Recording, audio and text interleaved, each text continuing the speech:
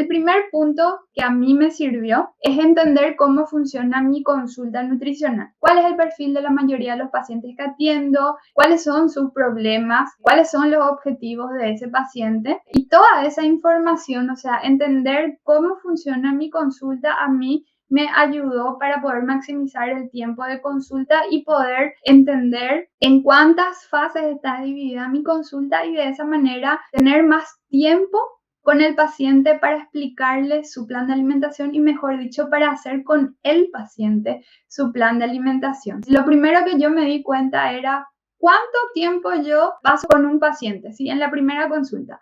Al comienzo, mi consulta duraba una hora y media y me daba cuenta que era mucho tiempo para una primera consulta y encima mi paciente estaba todo ese tiempo ahí y no salía con un plan de alimentación. Entonces eso muchas veces le frustraba al paciente, por un lado. Por otro lado, ese paciente también salía un poco abombado de la consulta, ¿verdad?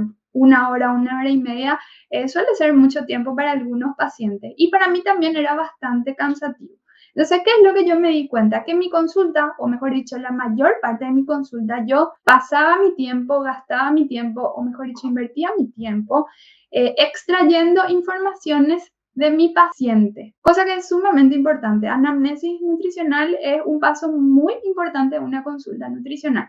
Ahora, de mi consulta nutricional que dura entre una hora y media, dependiendo del caso del paciente, el 90% yo me pasaba tratando de extraer la mayor cantidad posible de datos de mi paciente y solo el 10% yo le dedicaba para darle alguna solución al problema de mi paciente y muchas veces no tenía ese tiempo. Entonces era como que el paciente llegaba, me contaba una cantidad de cosas, pero salía sin una solución para su problema. Muchas veces eso es desmotivador. Lo que comencé a hacer primero fue eso, entender cómo funcionaba mi consulta, ¿verdad? Entonces ese era el primer paso.